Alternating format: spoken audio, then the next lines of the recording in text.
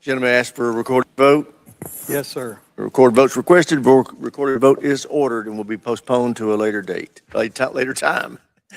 Maybe a later date, too. Maybe a later date, too. In a brazen display of foreign influence peddling that should send chills down the spine of every sovereign American, the House Armed Services Committee today advanced Section 224 of the fiscal year 2027 National Defense Authorization Act, the so-called United States-Israel Defense Technology Cooperation Initiative. As many called it, the first step toward merging U.S. and Israeli military capabilities in ways that will be nearly impossible to unwind, all while Americans foot the bill and watch their sovereignty erode. Mr. Chairman, the American people are tired of the arrogance and insolence of Prime Minister Netanyahu telling America what we should do. The entire country of Israel has a GDP that is less than a single town in my district. Mr. Netanyahu actually wrote to a member of Congress to put this Section 224 into the bill. He says, I know that aid is unpopular in America. I know that even Republicans don't want aid. So here's what you got to do. Quote, let's create a new framework. This is Netanyahu telling us what we should do. A new framework of joint defense cooperation, co-development, co-production, and mutual investment in areas including advanced missile defense, artificial intelligence, cybersecurity, and next generation military platforms. Why? Because he doesn't want Congress to vote on the aid. He just wants it fused in the bill. Last I checked, Netanyahu doesn't have a seat on this committee, Mr. Chairman. We need to reject an amendment which his language is coming directly from the Israeli prime minister. And we ought to have any aid have a vote of the American people. Israel is our closest ally in the Middle East, and our cooperative programs enhance U.S. national security by giving our warfighters access to cutting-edge technologies. Section 224 doesn't create any new programs within the Department of Defense. It simply designates a single senior office official to coordinate existing initiatives. Section 224 actually improves oversight and accountability of these programs by designating a single official responsible for them. Claims that this provision somehow cedes authority to a foreign government are simply ridiculous. I strongly disagree with the notion that this is Congress just bowing to what Netanyahu wants. This is to our benefit. Now, I would suggest, and this just occurred to me this morning, we ought to be doing the same thing with Ukraine, because Ukraine is another partner that is having to fight and learning. We should develop drone technology, counter-drone technology, counter-missile technology. And then we should also remember the Hamas Covenant of August 1988.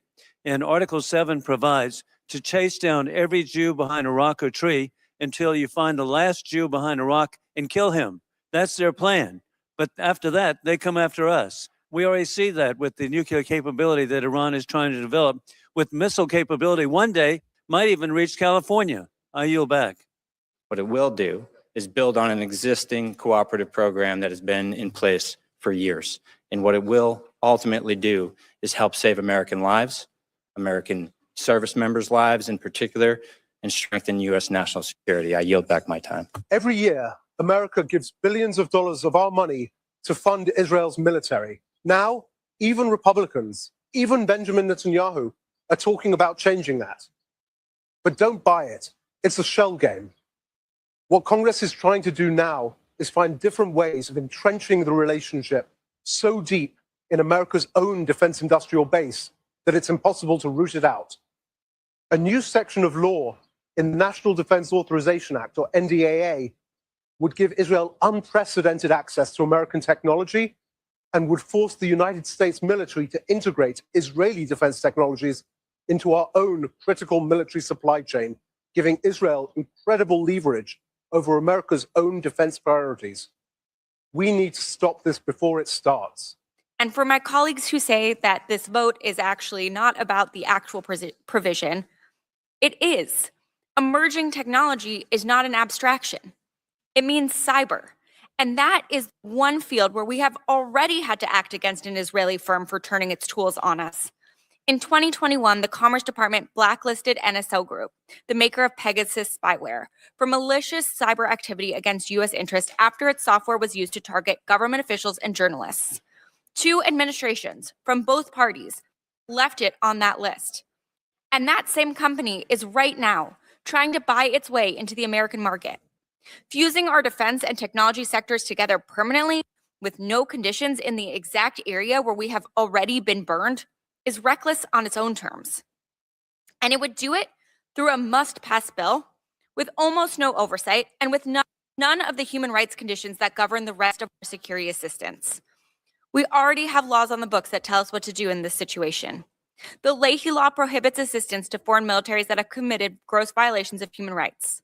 The Foreign Assistance Act prohibits arms transfers to countries that are restricting U.S. humanitarian aid, and Israel has been consistently blocking and restricting humanitarian assistance. These laws exist, and they're not being followed or enforced. And instead of demanding enforcement, this committee is proposing we reward that conduct. The question occurs on the amendment offered by Mr. Khanna. So many as are in favor of his amendment will say aye. Those opposed say no. No. Madam Chair, the noes have it. No, the amendment fails. Let's call it what it is, a captured committee greenlighting deeper entanglement as the $3.8 billion annual aid pipeline evolves into a congressional hostage situation.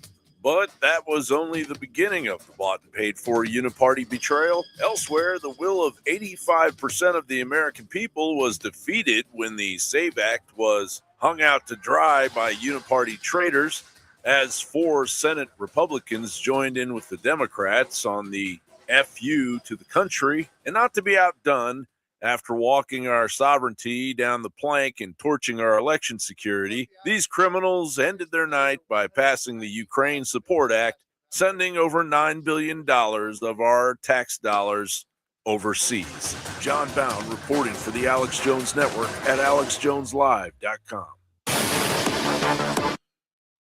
Hey, how you doing? Good night. Good evening. Let me get this thing going here. Welcome to the show. It is, June 6th. That's what June 5th. Yeah, June 5th, 2026. Thank you for being here. I just got back from vacation and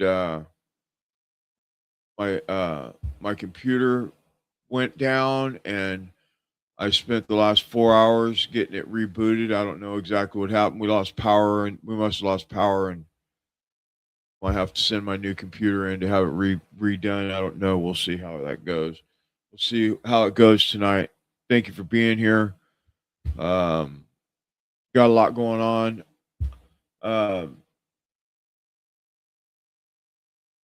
No matter where you're at on the, whether you're you think Israel is an ally of the United States, or you have come to understand where we're at, which I have over time here, I've really realized that what we're doing here is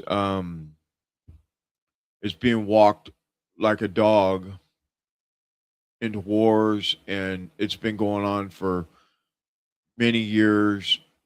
20, 30 years that I know of. It goes all the way back to 9/11, and we could go way back before that and all that stuff, all the way back to 1963 and all that stuff. And now we know, when we look at this and the way how they just in your face are about this, that Israel's in charge of the whole thing.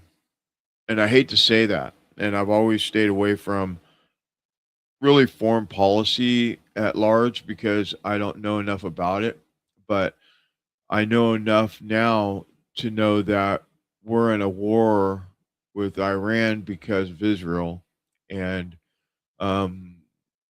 if I didn't know any better, and I may not, I think every war that we've ever been in, or any fight that we've ever been in, or any casualties that we've had on a large scale, all points to, the Mossad and Israel and, the IDF and, all that stuff. So we're going to get into this tonight a little bit, what little bit that I know about.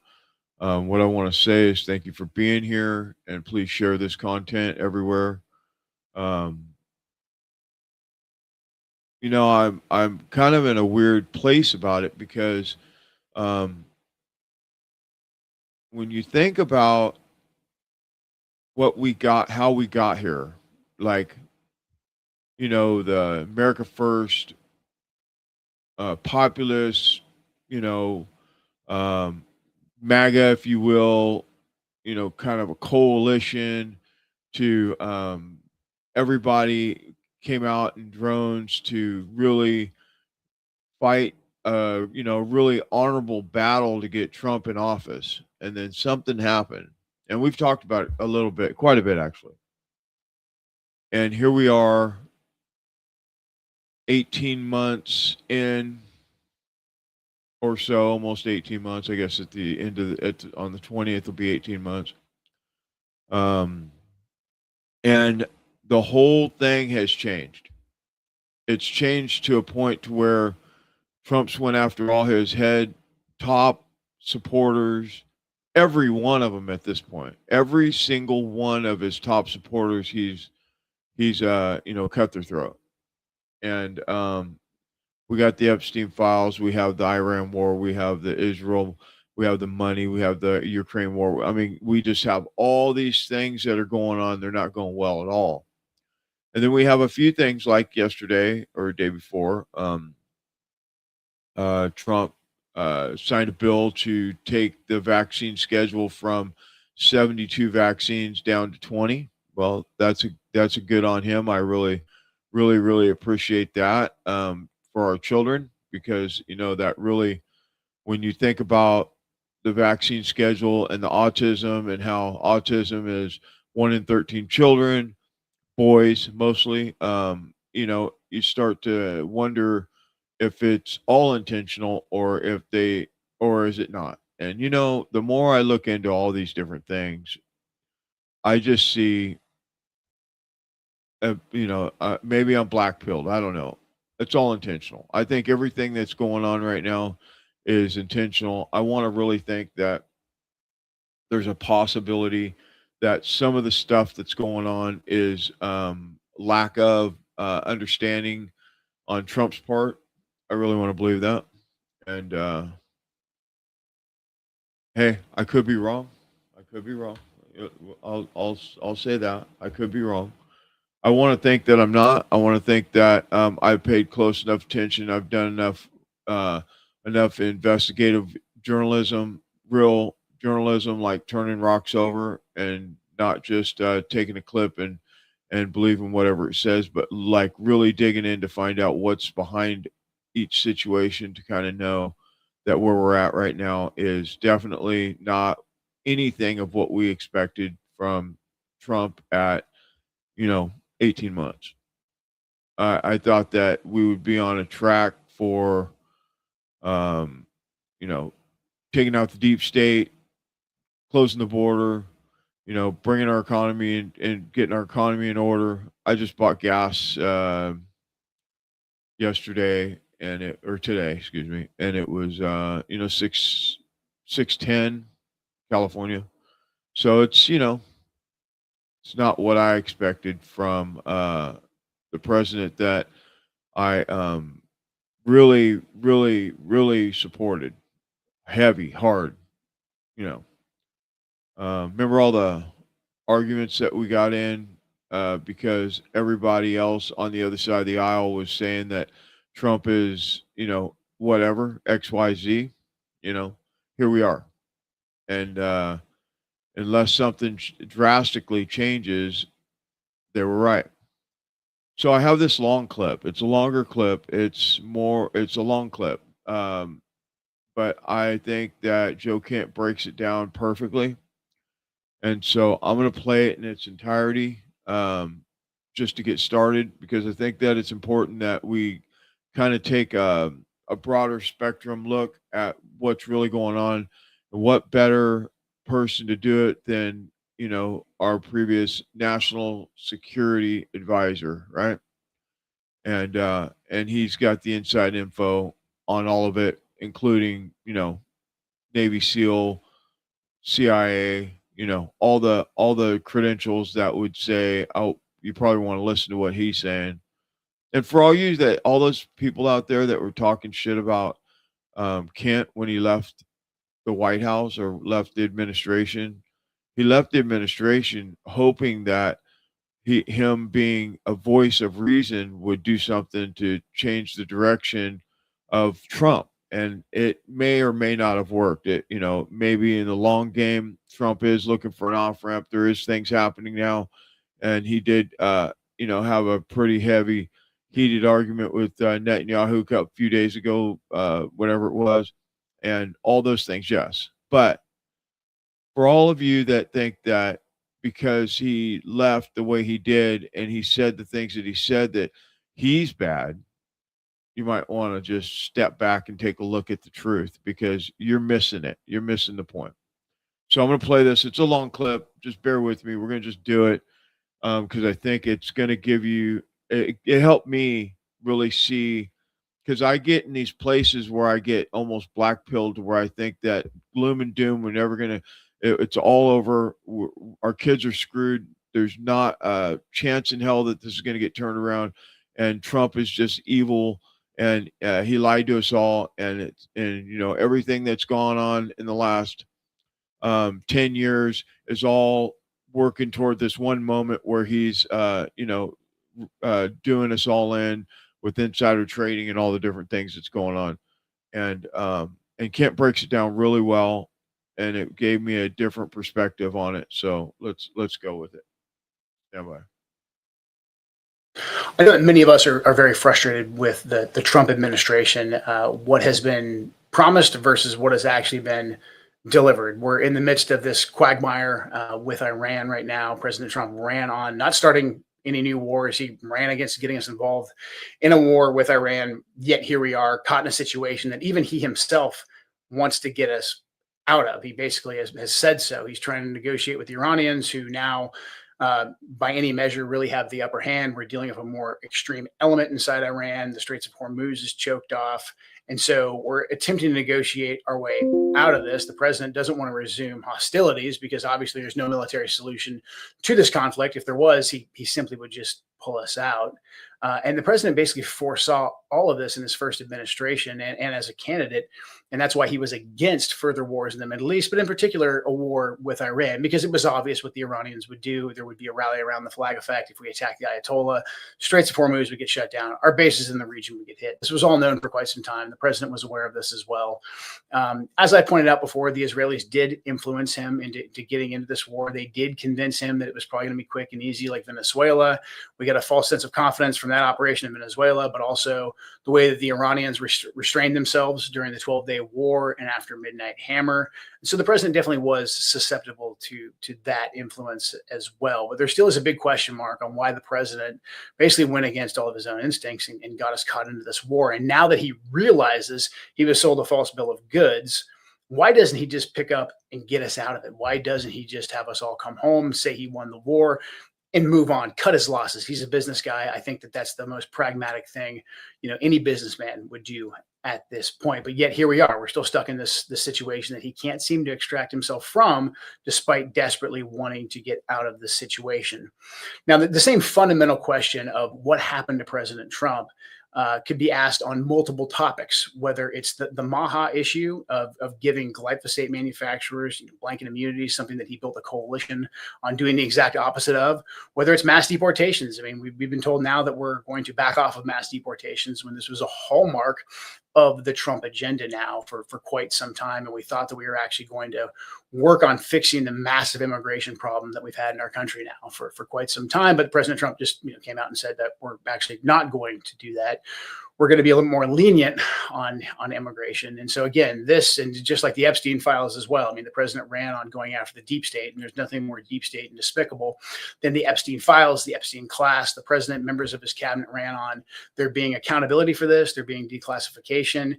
And then once he's in office, the president reverses and starts attacking the people like Thomas Massie, Marjorie Taylor Greene, that are asking for the declassification of the Epstein files. So when you look at all of this, it's like, what happened? What the hell happened? How did we get here to this point, almost 2 years into the administration, where the vast majority of the campaign promises the president has done a complete 180 on?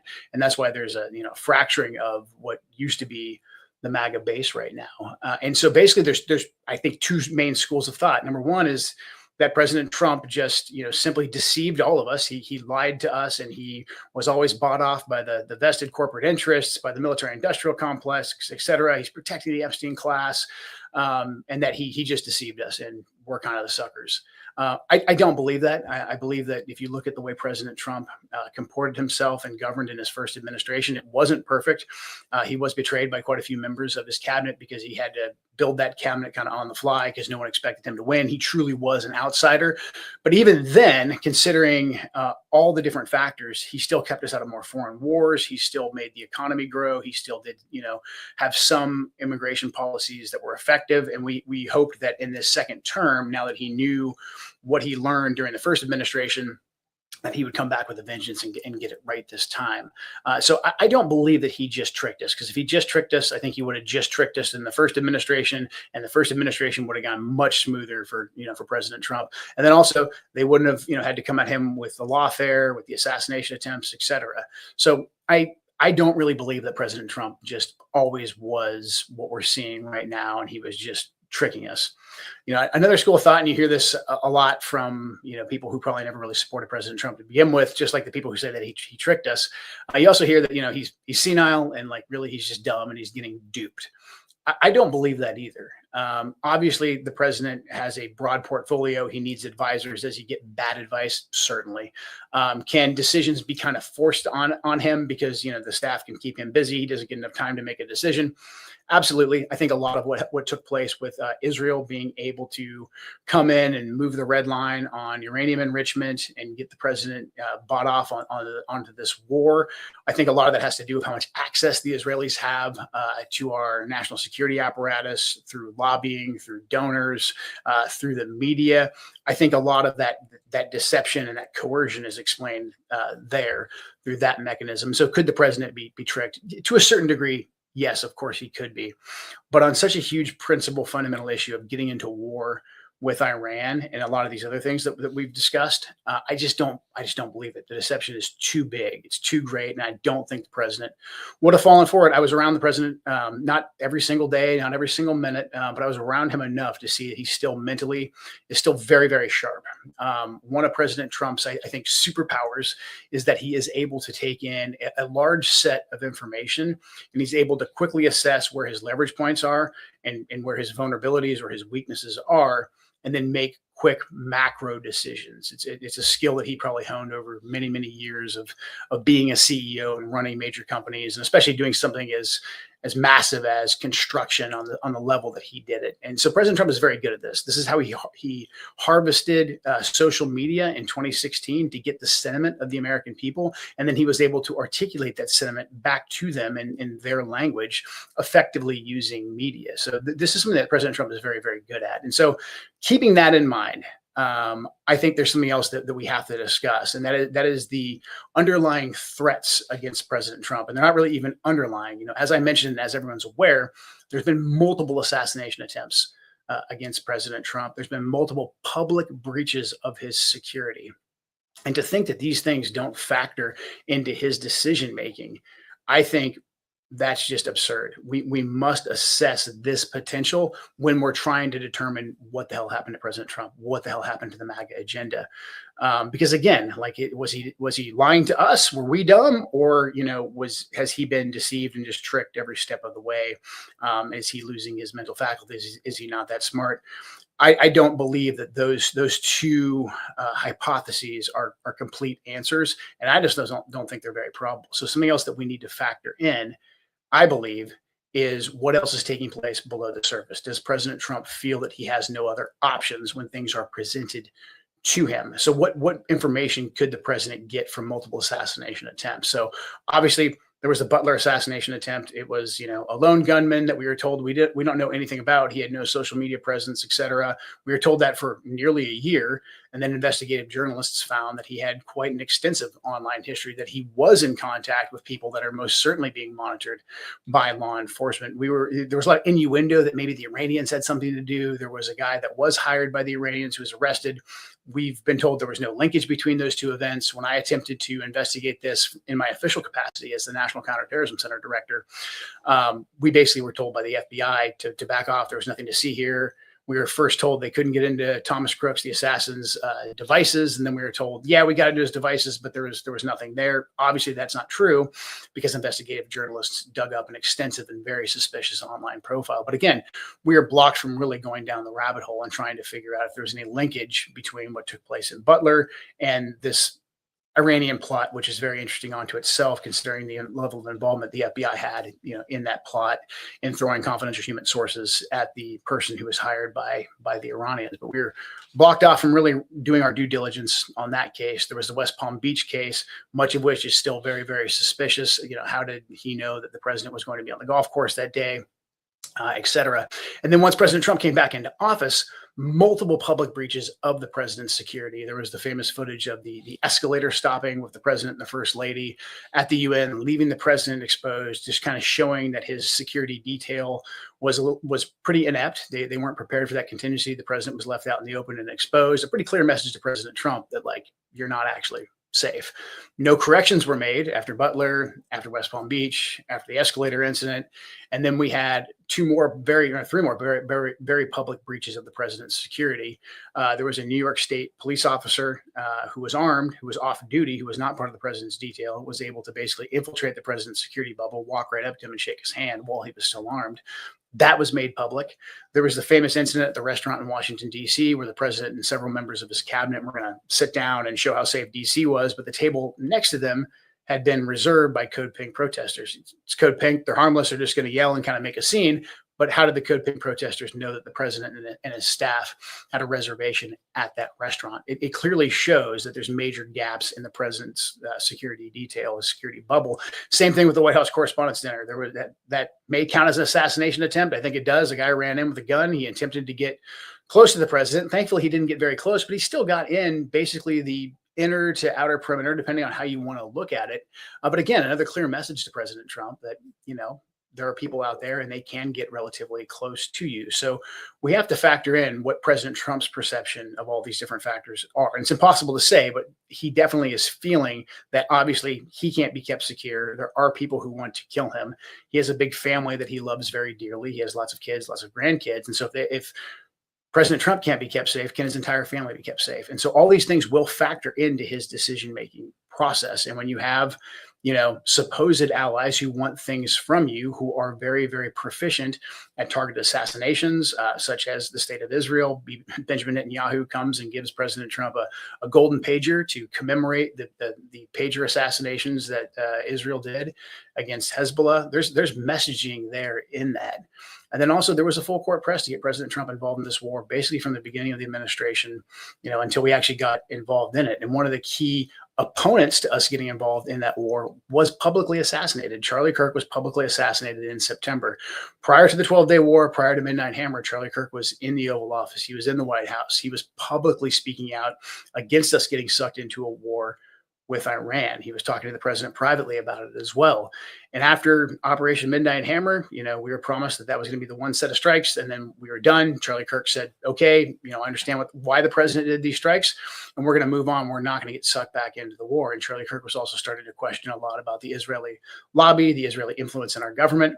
And then in that interim period between Midnight Hammer and between us getting pushed back into the war and starting the war again in February, Charlie Kirk was assassinated in September, sending a very, very clear message.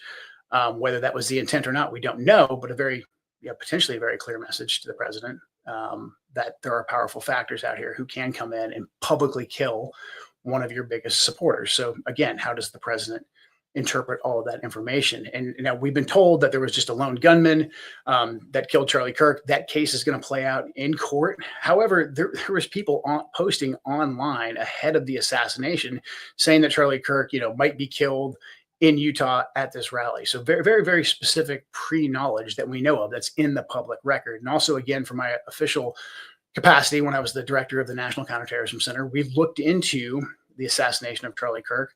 We had more leads of a foreign nature that we needed to look into that we were stopped from fully investigating. Now, I'm not saying that any of these leads were going to play out and be a smoking gun that pointed to, a country or a person, but our work was cut short by the FBI. The FBI, again, pushed us away from that as well. So again, these are all just data points, but these are not data points that we can just cast off to the side and say, well, none of these events, none of these threats against the president, none of these assassination attempts against the president, an assassination of a political ally, none of these factor into the president's decision making. That's absolute insanity. Of course, it factors into the president's decision making. Now we're being told by, everybody who wants us to get sucked further into this war in Iran and just go along with whatever comes out of the White House, we're being told that we're crazy conspiracy theorists. But I spent the vast majority of my adult life in special operations and in the intelligence community.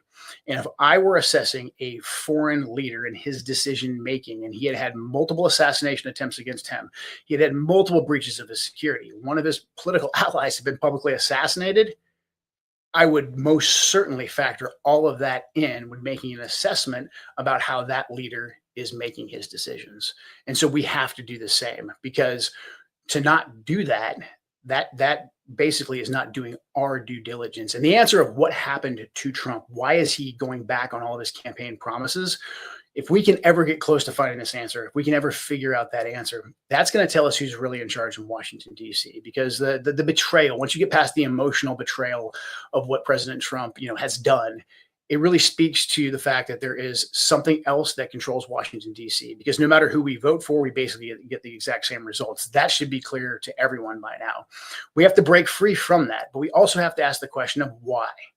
Why did the person who built the broad populist coalition, who ran on America First, who attempted to execute it in his first administration, who they tried to throw in jail, who they tried to assassinate, why, when he finally got across the finish line, was he forced into basically going back on all his campaign promises? If we can answer that, then we will start to answer who actually truly controls our country, and that will get us one step closer to actually restoring our republic. Now, I wrote about all this this week on Sean Ryan's newsletter. Subscribe at the link below, and do not ever let anyone tell you that you can't ask these questions.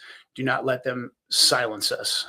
As Charlie Kirk himself said, don't stop asking questions, because that's exactly what keeps us free. We have to question these narratives, as dark and as uncomfortable as they may be. We have to continue to relentlessly pursue the truth. Thank you very much, and God bless. Yeah, so that's a great synopsis, 15 minutes long, and I apologize for the long video, but bear with me here.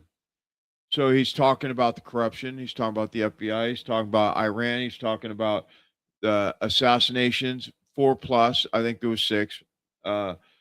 Epstein files were kind of not really talked about, but we know that that's a major reason why a lot of this happened. We know that. The protest, all the different types of protests, we know where those come from. We know that's a Soros-backed, operation with all the other NGOs that operate all those different things. We've seen it for years. We know that that is how that goes about. The White House Correspondents' Dinner, I still think that was a false flag or some stunt, some kind of a stunt for polling. I hate to say it, but it just looks like it. And until they show us otherwise, I'm going to stay with that. I think that was a straight up false flag, or I guess technically a false flag is when somebody gets injured and they use it to further their agenda, whatever their agenda is. That's what usually works. That's how false flags usually operate. But I still would consider it that on some level. Trump going after his base. I don't understand why you would go after the main people that got you over the finish line. Israel, we know Israel is a big part in all of this. And at first I was like, because have all the people out there that are just Israel. That's all they talk about, is how the Jews. And whether it's the Jews or it's Israel, I think they're not the same in my understanding of cultures, right? It could be said that if you're in Israel, you're a Jew, but I would believe that being an IDF soldier doesn't make you a Jew. Okay. So, I could be wrong about that. I don't know about that culture as much as I do like Christianity. So anyway, Charlie Kirk's assassination and all the corruption around it, how he was, Kent was talking about how they had threat assessments or leads on, or whatever you call it, being intelligence. They had intelligence proving, or at least anticipating, that there was foreign interference, or foreign what's the right word I'm looking for, like there was he said right there in that clip that they had leads on foreign actors in the Charlie Kirk assassination.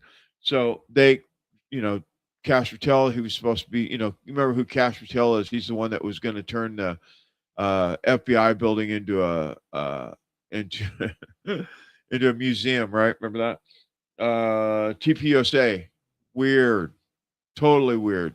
The whole thing is weird. The whole thing.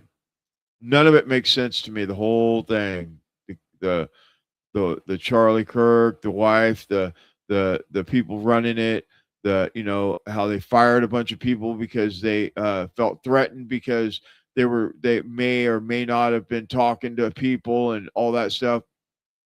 If you have nothing to hide, you carry on as you just carry on as usual, right? You don't need to start doing all kinds of stuff because they might be talking about you, right? You just don't do that. If you have nothing to hide, you don't fire a bunch of people and go out on a media campaign to prove your innocence and all. So you don't have to if you don't have nothing to hide.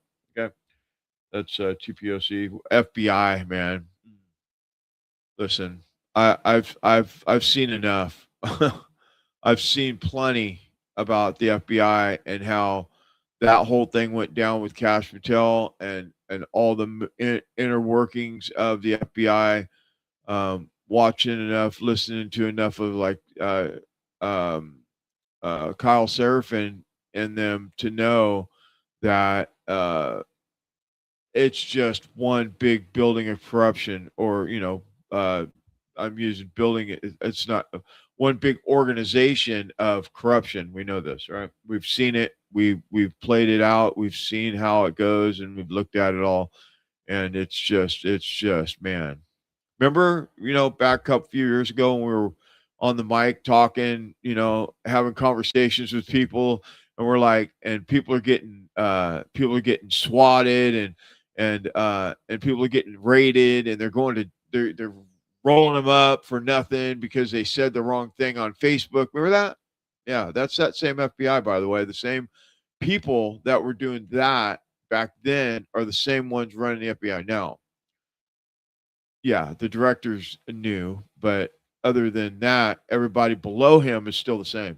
They were supposed to fire the first four layers of the FBI. They were supposed to fire them all or put them on special assignments in Antarctica or something, and they didn't do that. Tells you everything you need to know about FBI. Voting. Look, if you're not paying attention, you're missing it, because what they did to Massey a couple weeks ago is very clear that they make the rules, and it doesn't matter who you vote for. If they want that candidate to win, they will. Otherwise, they won't. That's just the way it goes. I mean, are there some flukes where people get through when they shouldn't? Yeah, I guess there is, but only for those that they're not paying attention to, because they're, spending their $300 million over here to get the best congressman out of office, then so they can have that seat. Get rid of the one that's making the most noise. They just get rid of them. And what happened to America First? I don't know. I mean, I think that what I look at in all this is, first of all, what I want to do is I want to say America First is not just an idea. It's not like just some idea. America First is, where we Americans believe that our country is superior and to be taken care of first. It's like, it's almost like when you have your family at your house and the neighbor wants something from you, you got to make sure that you have what you need before you give away what you don't have. You know what I mean? It's kind of that sort of thing. Why would we give billions, trillions of dollars to foreign countries when our country is not taken care of? I mean, we could go from, you pick a thing and it's not right. Roads fucked up, military, homeless everywhere. They're all military veterans all over the place. Homeless is out of control, especially in California. You know, it's just horrible. I mean, when was it? It was 20 years ago. I went to trying to think of the town. Hold on a second. San Antonio. And they had a mayor in San Antonio back then that it was a crime, which it is a crime, but it's not. Back then, if you threw a piece of paper on the ground, they put your ass in jail. San Antonio, Texas. It was probably 2005, I would say, 2006, 2005, right around in there. I went down there for a recovery thing. If you don't know, I've been in recovery 25 years. I've been clean that long, all that stuff. But back then, I was very involved with like sponsorship and doing things with all these people in this sponsorship family and all that stuff. And if you're in recovery, you know what that looks like. But anyway, went to San Antonio and they have this thing called the Riverwalk, and there wasn't one piece of paper on the ground.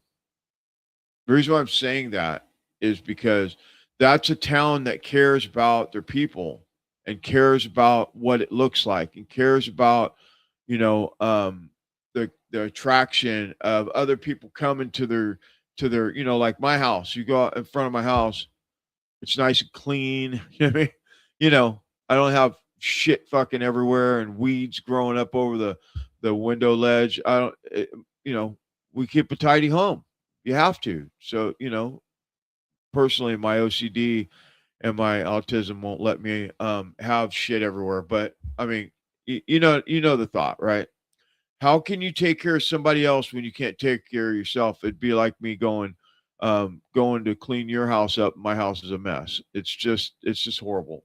And so I say that to say America First is not just a thought. It's something that we should all be doing to make sure that our country is taken care of for our kids, all of our children. Because what are we leaving for our children? We're leaving shitholes for our children if we don't do something about it. So anyway, I appreciate what Joe Kent had to say. So what do we got tonight? We got we're going to get into data centers, AI data centers. Talk about that. We can talk about some Pentagon whistleblowers have just released a bunch of stuff, and then we'll talk about Israel some more because we definitely are not going to get off that train. That train's definitely going, and I want to show you the other side of what you don't hear a lot about Iran. They're not innocent, okay?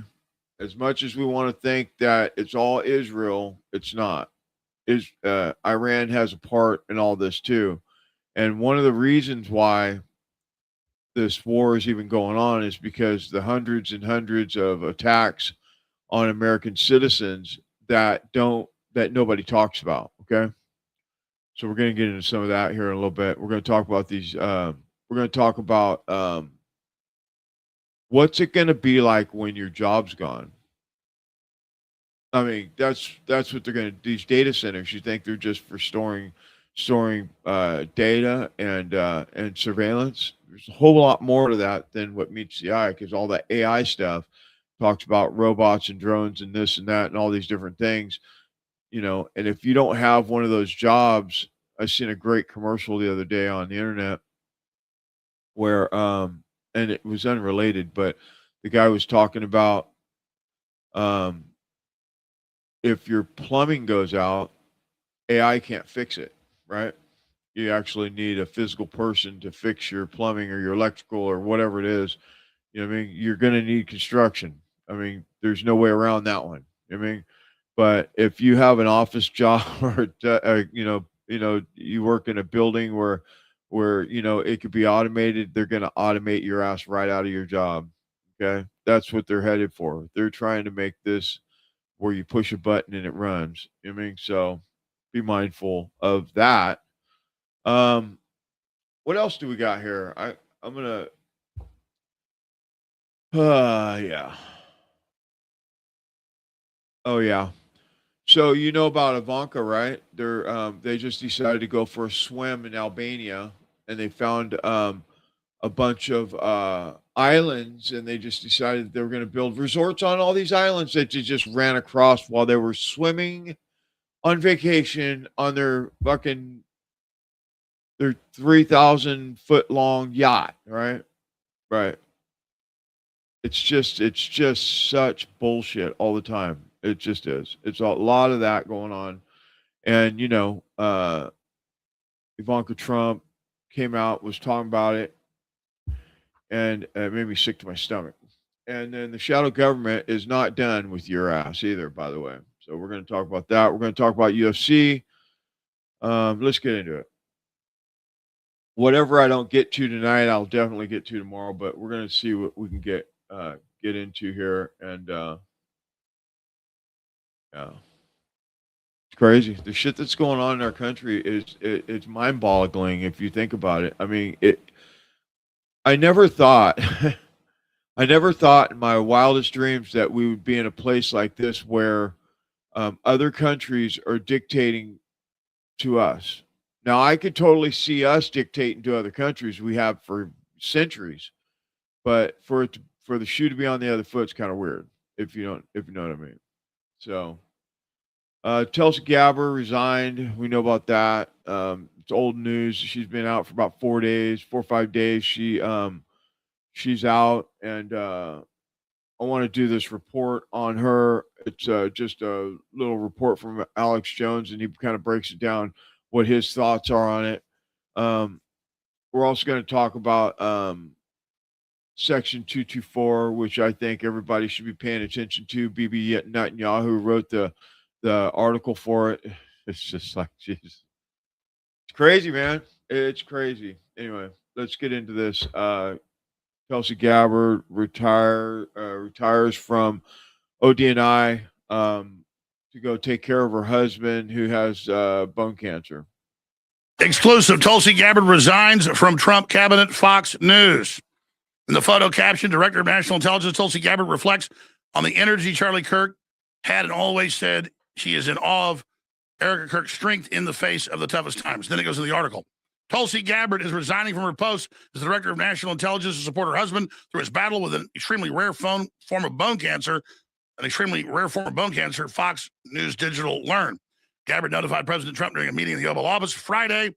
Her last day at ODNI is expected to be June 30th. Fox News Digital exclusively obtained her formal resignation letter, in which Gabbard says she is deeply grateful for the trust you placed in me, for the opportunity to lead the Office of the Director of National Intelligence for the last year and a half. And here is her actual letter on screen saying her husband has bone cancer and she's leaving. I'm not denying that's true. She's a lady of great integrity who I admire. But knowing what I know, that she was in that meeting 6 days after Kirk was killed, when Kash Patel said, I don't want you looking into foreign involvement. And now you've got the contractor saying, yeah, they ordered me to destroy the crime scene and pull up all the pavement as fast as possible and cover it up. What was in the pavement? The exploding microphone? Discharged in the ground? Who knows? Why would you do that? The point is that you have Joe Kent that was right under her, the Director of National Counterterrorism, saying there's foreign involvement, we're not allowed to go there. And they've been gunning for Gabbard for a long time. And now she's taken the high road and resigned. And I know the inside baseball on it from previously. I just learned about this in the last 10 minutes. But you had the Israel lobby come to Trump about a month ago and try to get her fired, saying she's about to resign and run against you for office or run against the Republicans and she's a traitor, get rid of her. And then it was pointed out to her by Roger Stone, which was later confirmed by her and Trump, that he told Trump, he said, she's the only one that gave you the Russiagate stuff. Ratcliffe had her office in your first administration, Director of National Intelligence, and he didn't give you any of it. And of course, John Bolton had all the information and hid it from you as well. So why are you going after the one lady that's actually done her job? Exposed Crossfire, Hurricane, Arctic Frost, all of it. So Gabbard, I believe, is taking the high road to not be involved in all the infighting, to not support the war, and just get the hell out of Dodge. And I agree. You know, when you think about it, there's a lot of shit going on right now in that White House. Here's one for you. I'm going to read this real quick. I'm not going to pull it up because I just ran across this right now, but it says on Friday, well, the headline is Susie Wiles responds to reports she's quitting Trump administration. Then it goes on to say, on Friday, White House Chief of Staff Susie Wiles responds to Daily Mail report that claims she's planning to quit President Donald Trump's administration, writing on X that the story is fiction. The exclusive published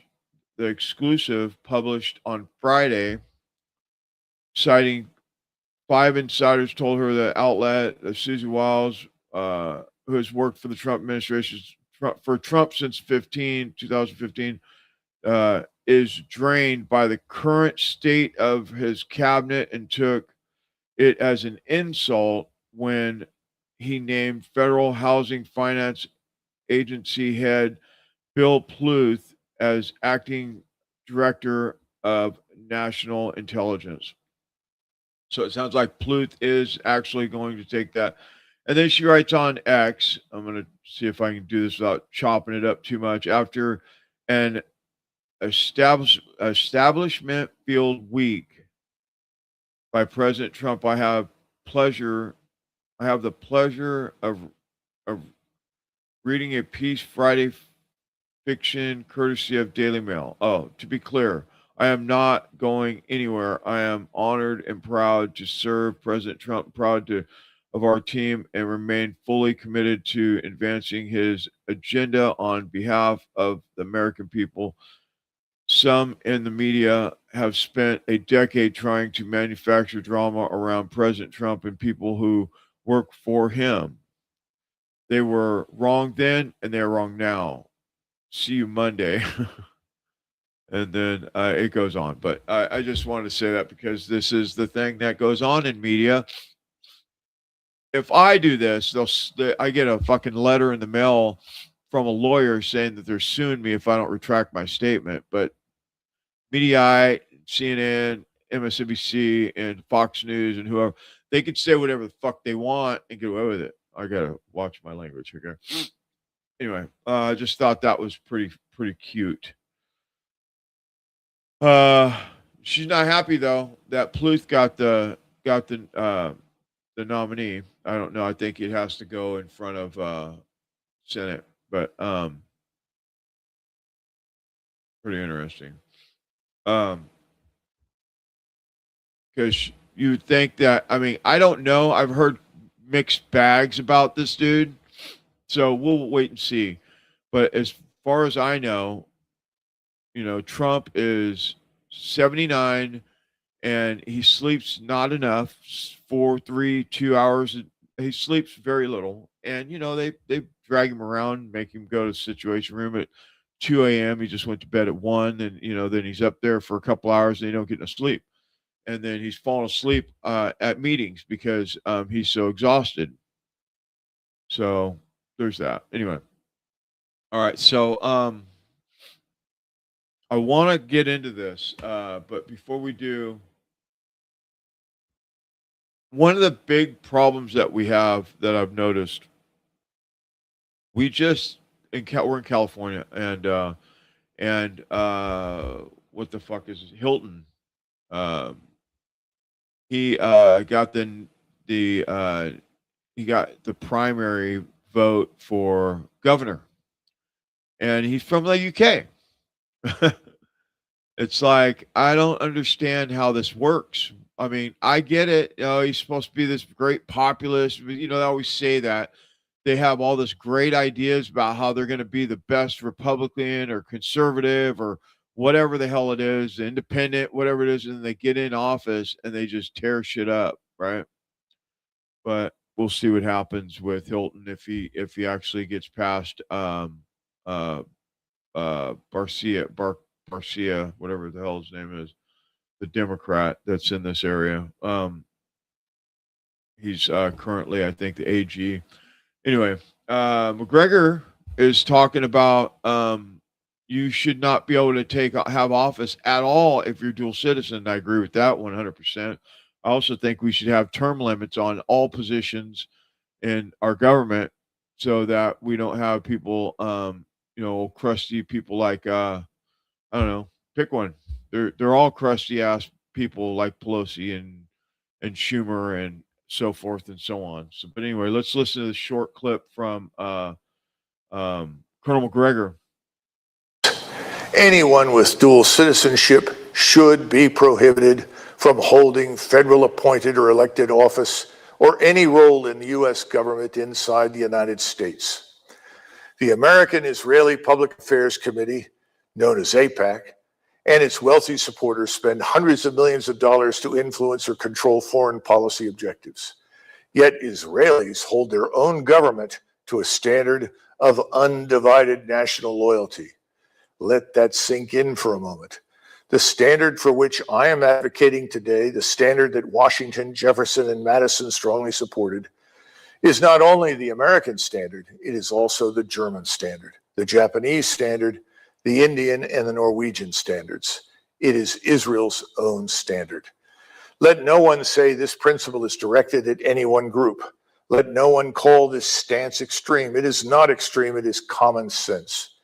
Because the very nation at the center of this debate, Israel, does not permit dual citizens to serve in their government. Yeah, and that's a very interesting concept. You think that we would have a higher standard for the people that represent us in the United States. You would think that we'd have higher standards, and we don't. And that's very, very it's bullshit, actually. So anyway, let's get into the data centers. Let me see. Make sure I don't forget nothing here. Hold on just a second. Let me just take a gander here real quick.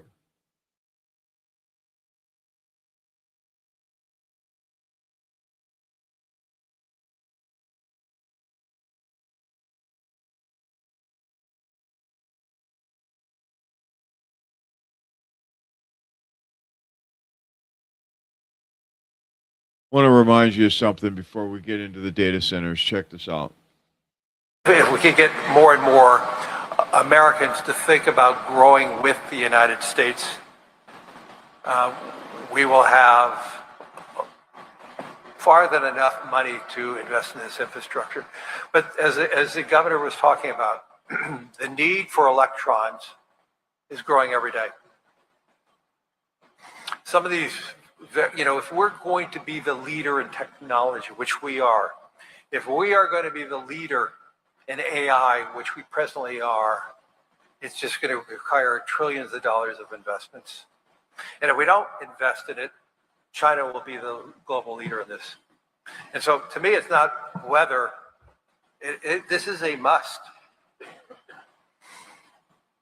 And if you think about how that translates, it translates into a more dynamic economy. We need the United States economy to grow at over 2%. We need the U.S. economy to grow at 3%, especially with the growing deficits the federal government has. And so much of this money, not just the projects, is going to be coming from the private sector. from savings accounts, from pension accounts, from insurance companies, and on and on and on. The whole world is in need of improving the infrastructure. I want you to hear what hopefully you heard that clearly. He's in Texas at some whatever. They're putting in these data centers everywhere.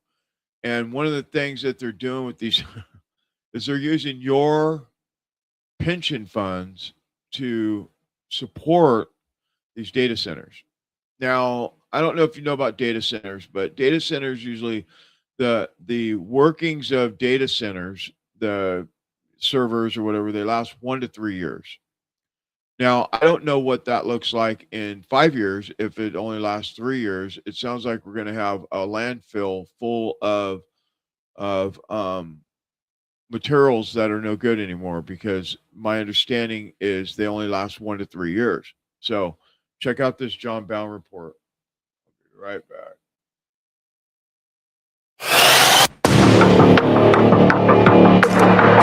Message to American families who are scared by the rise of AI. They're worried that their kids are not going to be able to have jobs someday because AI will I'll tell take you, over. AI has been amazing because right now we have more jobs, more people working right now in the United States by far than we ever had before.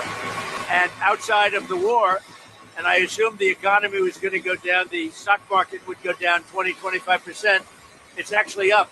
He was supporting legislation that was bipartisan, but mainly Republican-backed, that would give literal liability protection from state, local, and individual, and most of the federal government, other than the executive branch, to a whole list of top AI companies. And the legislation would create a board of tech heads who would have the liability protection, but none of their competition would. And Trump's now created a board and it has 9 people on it. Now, that legislation got shot down. He brought it back up last year when he got in office. It failed again. So he signed an executive order and set up the commission. Notice Elon Musk is not on it.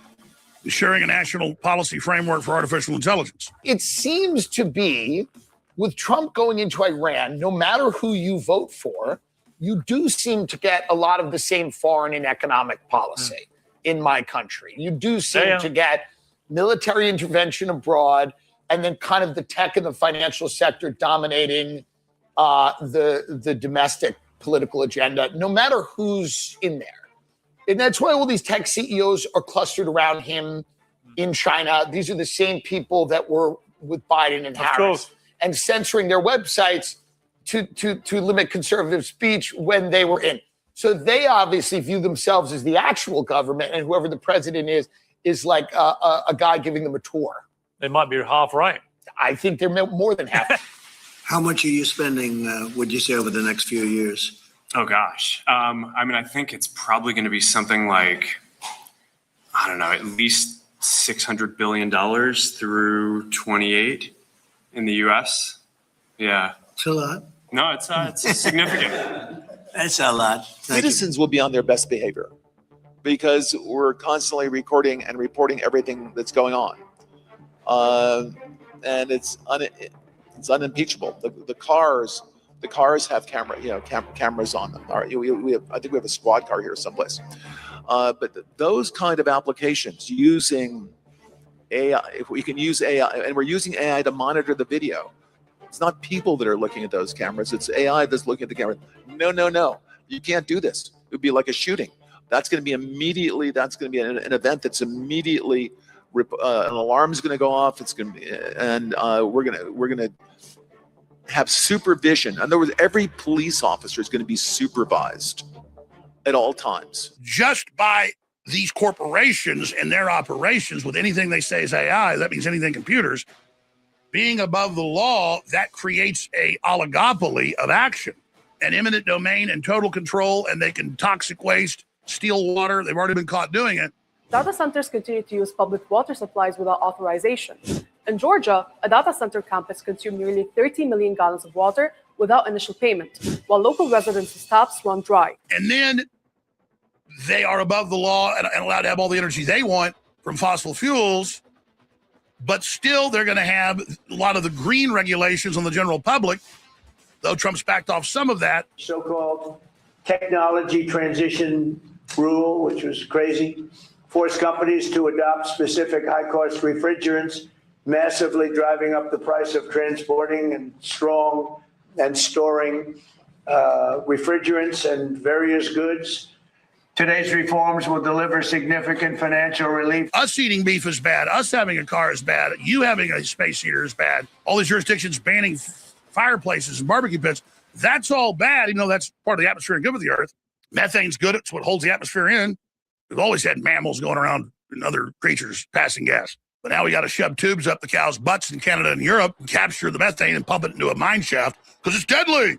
But AI companies, they can do whatever they want. So when I was the first to say, almost 2 years ago when he's president-elect, I said, this establishes an AI dictatorship. I still support President Trump. People got really mad at me. They said, oh, come on, don't use a term like that. I read the damn legislation. I want to thank the viewers and listeners for keeping. Yeah. So what do you get when you have these data centers operating? And not only are they, we've showed the clips, we've talked about this before vacation. I was gone all last week, and so I apologize if anybody was like looking for me for the show. I guess I should have probably ran a rerun or something, but I didn't. I just took a break, and it was great to take a weekend off and just unplug for a minute, because, you know, I mean, when that's all you do is media constantly, it gets to be a little taxing. It was a little taxing to my brain, but we did some good work. My vacation consists of me going and volunteering to, you know, do something for community. That's what I do for a vacation. I don't like get on a plane and go to Hawaii or something one day maybe, but, you know, anyway. So more on that later. You know, we'll talk about what we do to serve the community on another show. But I wanted to get into this because this data center stuff is, people are really freaking out, like especially the ones that are losing half their properties. I showed you that one last week or 2 weeks ago. Bear with me because I'm thinking about, you know, it was 2 weeks ago that I was here on 22nd, but we covered it where they were, you know, they were going to just take their pool to put high powered lines in for the data centers, right? It's just crazy. That particular one was in Georgia, but let's get into this. I'm going to play, let me look. Let's play this one first with Ian. Listen to what he's got to say about it. I mean, he makes good points, and that's why I pulled this clip in, because you know, he's just a podcaster talking about his understanding of what we're getting into with these data centers, and it's crazy when you think about the size of these things. They're so big; they're big as cities. Okay. 60-mile long. I mean, it's crazy. Anyway, let's get into it. Stand by. Bet you didn't see this. It's going to require, as we said, trillions of dollars of capital. Governments cannot build these out alone. They don't have the wherewithal. And two, their deficits are started to be mounting. And we spend too little time talking about the U.S. deficits and other countries' deficits. So this is going to all be the role of private sector. For those of you who don't know, that's Larry Fink, the CEO of BlackRock, talking about the biggest AI data centers that are being built in the United States. And much like the one in Utah, all of these data centers are being built without any approval by the public. Nobody's even asking. They're just doing it. But before I get ahead of myself, let me just tell you about the one in Utah. Watch this. So, Utah has approved a data center so massive, it's going to be more than twice the size of Manhattan. It's being built in the empty desert of northwestern Utah, near Snowville, close to the Idaho border. The project is called the Stratus Data Center, and it's being pushed by Kevin O'Leary from Shark Tank. And the power demand is even crazier. The site could eventually need up to 3 gigawatts of electricity, roughly the output of multiple nuclear reactors. Environmental groups warn it could raise Utah's planet heating pollution by nearly 50%. Estimates suggest the project's power systems could consume up to 16.6 billion gallons of water per year. That's enough water to fill around 25,000 Olympic swimming pools, all in one of the driest states in America. Yeah, let me just give you some more comparisons to how big this thing is. This thing is the size of San Francisco. It's 80 times the size of Disneyland. It's bigger than all of Disney World. Disney World is about 43 square miles. This one's going to be about 62 square miles. It's the size of Paris. If you were to put together 15 million suburban house lots, it would still be bigger. It's the same size as if you were to drive from Los Angeles to Central Texas. It's as big as 30,000 football fields. Now, to put that in perspective, let's pretend this little person is you. This is 100 football fields. This is 1,000 football fields. This is 10,000 football fields. And this is 30,000 football fields. In addition, it's said that this thing is going to raise the temperature in the day by 5 degrees and at night up to 28 degrees. You know what that means for the environment? Do you know what that means? That is an ecological disaster. But Mr. Wonderful, according to Oxfam, of the world's 85 richest people is equal to the 3.5 billion poorest people. It's fantastic. And this is a great thing because it inspires everybody, gets the motivation to look up to the 1% and say, I want to become one of those people. I'm going to fight hard to get up to the top. This is fantastic news. And of course I applaud it. What can be wrong with this? Really? It's a celebratory stat. I'm very excited about it. I'm wonderful to see it happen. who's backing this project, swears that Utah needs it and wants it.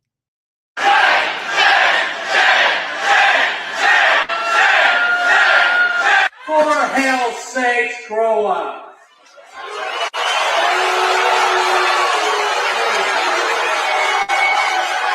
Be quiet, can you be quiet and let our citizens hear what needs to be said, please?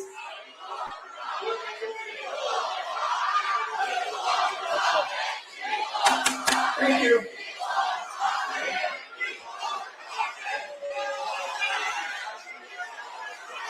Why are you protecting? What are you protecting us? A very emotionally charged meeting as Box Elder County Commissioners moved to approve the Stratos project. That started with a protest outside before the meeting and then standing room only inside the huge exhibit hall.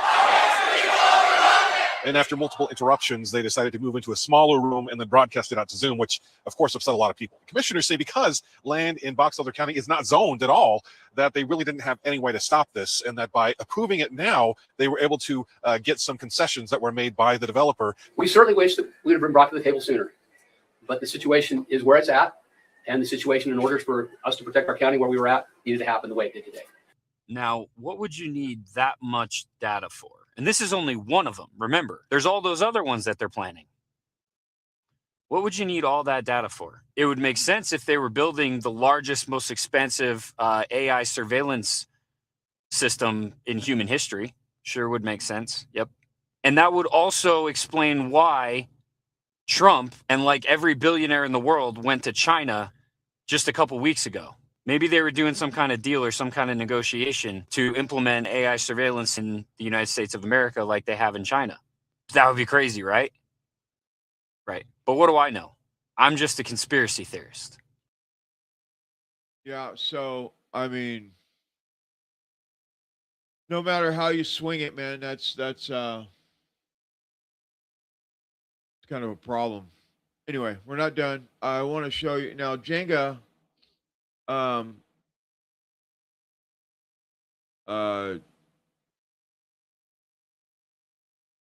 This guy is very popular. He's came out of nowhere pretty much. But he's a Japanese guy and he's talking about these data centers and he's very knowledgeable. He's like his channel is Jang Theories, and he's on YouTube, and he does like a classroom setting online, and he talks about all these different things, and the way he breaks this down is something you want to hear, because there's more to it than that. This is a complete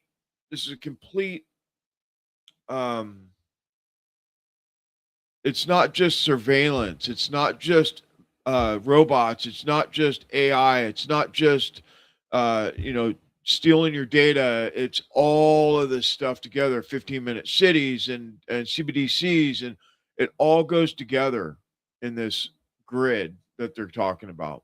Check it out. What's next? Your prediction box. The world will move towards an AI surveillance state.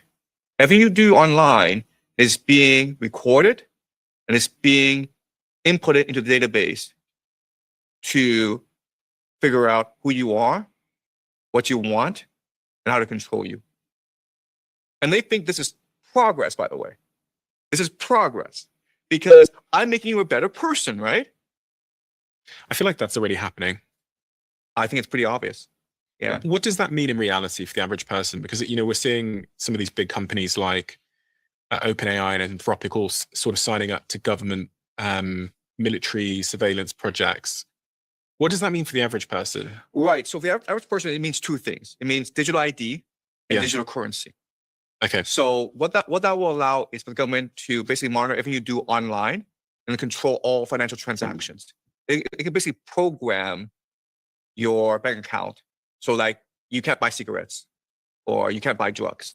And this will allow the government basically categorize everyone and put everyone into a certain database to monitor that person. And once you're able to categorize everyone, you are able to use AI to predict their behavior. Isn't this what goes on in some parts of the world? This is what goes on in China. And that's how I know about this. How does it work in China? Well, in China, we all have digital ID.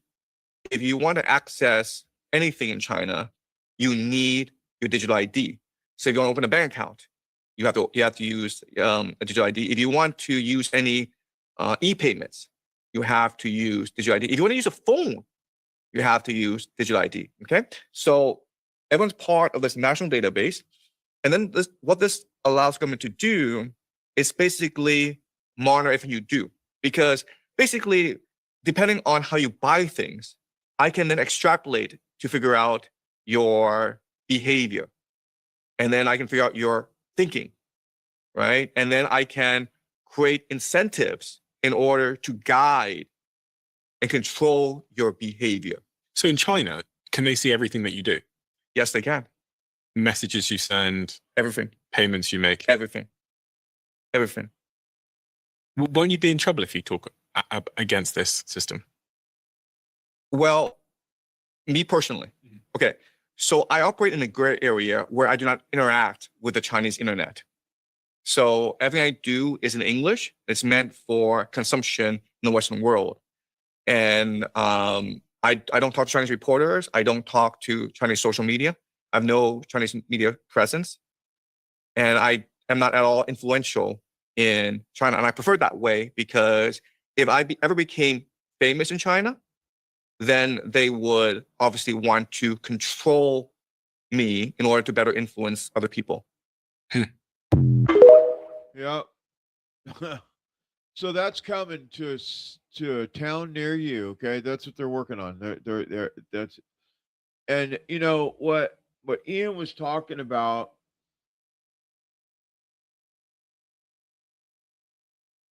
All the tech heads, all of them, all the Googles and all those people, they went to China with Trump last month. And I wonder what the conversations were about. Was it really about surveillance? Was it about how to implement the digital ID, the digital money, all these different things? Or was it something else? Because we don't know, right? They haven't told us what they were there doing. So it takes me to this thing called Project Bluebeam, which all kind of goes together. This is an older report on Project Bluebeam, but if you think about it, the surveillance state and all that stuff really does align with that. And we've been talking about this for 40 years, Project Bluebeam, right? So it's this is not a very long. Let's see, how long is it? It's 4 minutes, but let's just see what they have to say about Project Bluebeam, which goes along with all this data and AI and surveillance state and, controlling your mind and, all that stuff. Anyway. What if the most powerful governments on Earth were planning the greatest deception of all time? A fake alien invasion, a false second coming, and a psychological operation so advanced you'd never even know it happened. This isn't science fiction. It's called Project Blue Beam. And in 2025, some believe it's already begun. The theory first surfaced in 1994, when Canadian journalist Serge Monast published a shocking report. He claimed that NASA and the United Nations were developing a plan to create a global fake event, a staged extraterrestrial threat, to unite the world under a single authoritarian government. It would use satellites, holograms, and frequency-based mind control.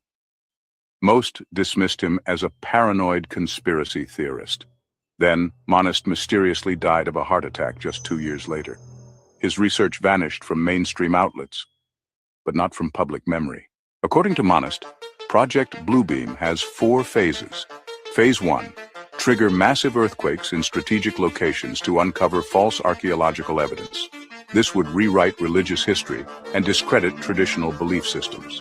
Phase 2, use advanced holographic projections to simulate a global religious awakening. Different regions would see different messiahs, Jesus, Buddha, Muhammad, all merging into one new world savior. Phase 3, use ELF, extremely low-frequency waves, to simulate telepathic communication, tricking people into believing they're receiving messages from their God.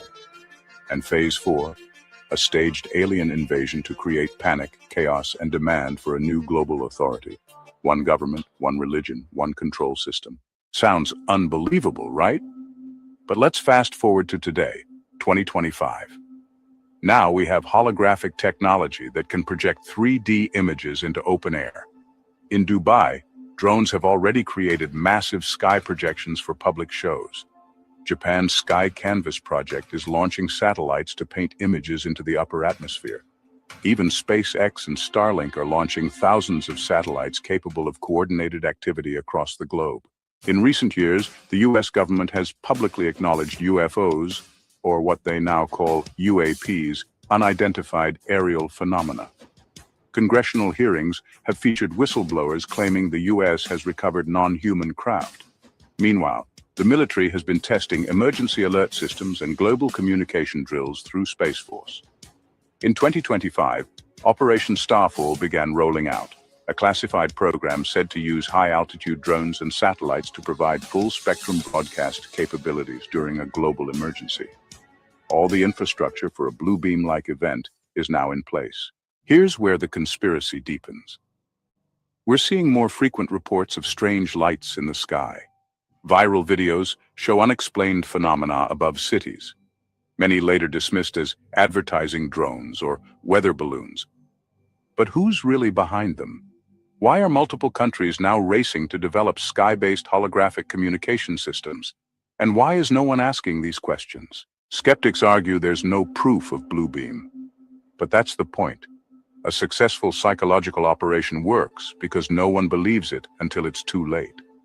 Whether it's for global unification, religious manipulation, or the final step in mass surveillance, the pieces are all on the table. This isn't about predicting the future. It's about connecting the dots in the present. So the next time you see a glowing figure in the sky, or hear a message that seems to come from inside your mind, ask yourself, is this divine or is it designed? Project Blue Beam may sound like a sci-fi thriller, but in a world of deepfakes, neural implants, AI manipulation, and global misinformation, how can you be sure what's real anymore? This is Uncharted Secrets, where we uncover the hidden stories they don't want you to know, in 5 minutes or less. Subscribe now and join us on the search for truth, because the illusion is powerful, but awareness is more powerful still. Doesn't it seem like that is going on right now? Does it not seem like exactly what they're doing right now is the control of you through all these different things, the manipulating your what you do, how you are. They get into your phone through Facebooks and all these different platforms, and I add by, you send you ads and do all this stuff because it's complete surveillance right now. And when these AI when this AI data centers go fully on, there's nothing you can do. I mean, it's already you can't drive down the street without them knowing that you just went down the street because there's cameras everywhere already. But imagine that 10x. Think about it. Just think about it. That's all. It's just aware. This is just for awareness. It's just awareness. What about when maybe you have 10 acres up the hill, and next thing you know, they want 5 acres or 3 acres of your property right down the center of your property so that they can put power lines in for data. Or when the other part about it that people are not talking about enough is how much water and how much electricity it takes to operate these, and where's that money going to come from for the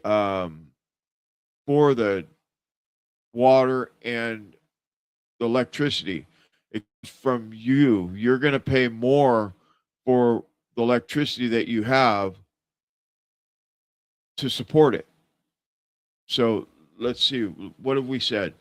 They're going to use your pension funds to prop it up to build it. They're going to use your 401k, your stocks and bonds, and all your everything that you've put into your retirement for 40 years for your retirement plan. They're going to use that money to build all these data centers in your area or other areas, and then they're going to charge you more money for the electricity to run the data centers that you just bought for them with your pension funds. Anyway, well, we're going to stay on this. We'll be talking about. I should probably do this one. I'm going to do this Greg Reese report real quick just to wrap this this segment up. Stand by.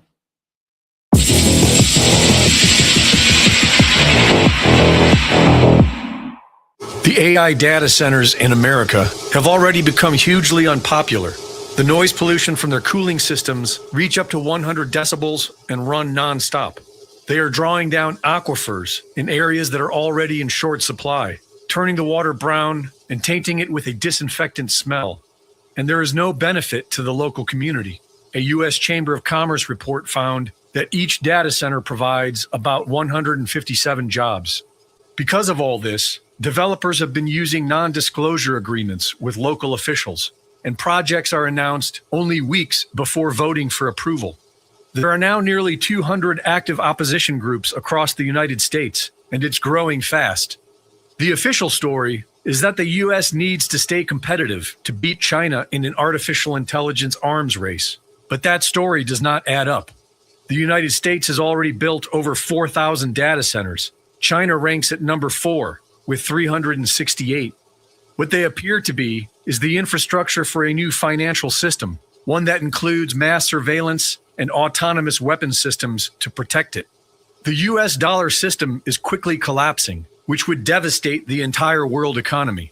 The only solution being played out is the AI agentic economy, which requires a massive amount of computing power. This new AI agentic system will be run by autonomous software entities that can own wallets, earn and spend money, create contracts, and transact with each other without human intermediaries. This addresses the debt problem by growing the economy faster than the debt accumulates. Like the petrodollar, it extends US dollar hegemony without fixing its core issue, the debt. The Bank for International Settlements is the bank for central banks. It is immune from any national law, and its employees have diplomatic immunity. It answers to no government on earth, and every central bank is a member. BRICS only appears to be in opposition to Western banking. It is not. BRICS is aligned with the rest of the world in adopting this new AI digital banking system. But a growing number of analysts agree that this is a temporary fix. After about 10 years, the consumption of resources, the displacement of human workers, and the massive transfer of wealth to the few who own these AI agents makes a fundamental restructuring unavoidable. And yet, the entire world is going along with this plan. The question is, why? As we covered in last week's video, the New World Order, the emerging unipolar world is preparing for a major geological event that is expected to be catastrophic for the United States and beneficial to Russia. In the United States, data centers are being built inland and on elevated land, away from the coastlines. This is where all vital U.S. infrastructure is being moved, and is where billionaires are buying up acres by the millions. China is building their data centers inland and high above sea level, over 1,200 kilometers from their main user bases, who have been complaining about latency and security. China has also built ready-to-occupy ghost cities at high elevation, deep inland, and on geologically stable platforms. And they are now using economic incentives to move its population into these cities and away from the coast. Russia's official government plan explicitly states the opening up of new land for agriculture and easier transportation of goods in the Arctic as positive effects of an expected pole shift. They are spending billions preparing for it. They have passed dozens of new laws aimed at stimulating economic growth and encouraging migration to the Arctic, including free land grants, subsidized mortgages, and other social benefits for those who make the move. Russian scientists have concluded that 13 million square kilometers of currently frozen territory will soon thaw and become the center of Russian civilization and a land of great opportunity. Russia is not frantically building data centers. They are passing homesteading laws and preparing for a windfall of new landmass. The expected catastrophic geological event is the most elegant explanation for all the chaos happening on Earth today. It explains just about everything. The real mystery is this: what exactly is causing it, and how do the most powerful people on Earth know about it? Greg Reese reporting.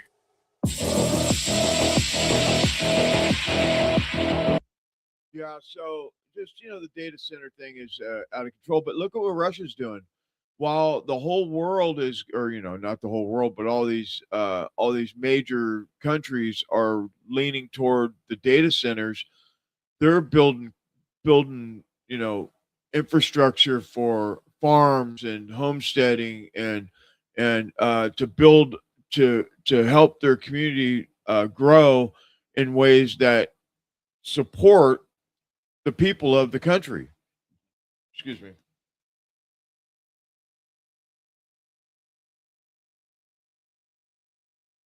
It's what we should be doing. But instead, we're in the middle of this tech boom where everything is automated.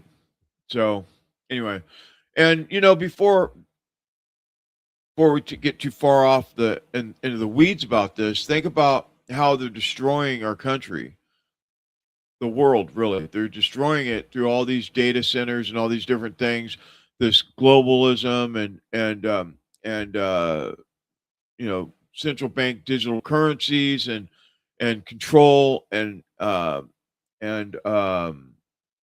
like. All the stuff that they're doing right now is very clear that they don't give a shit about any of us. They don't care. They do not care about us in the least bit. Listen to what this young lady has to say about what happened in the 1960s and what's going on today, that they knew that it was going to happen back in the 60s, and now it's come to fruition. Stand by. I had no idea that this happened, but recently discovered that the American Communist Party, yes, an actual political party in the 1960s, went to the United States House of Representatives, and on the floor of Congress read into the official congressional record their then goals to destroy America.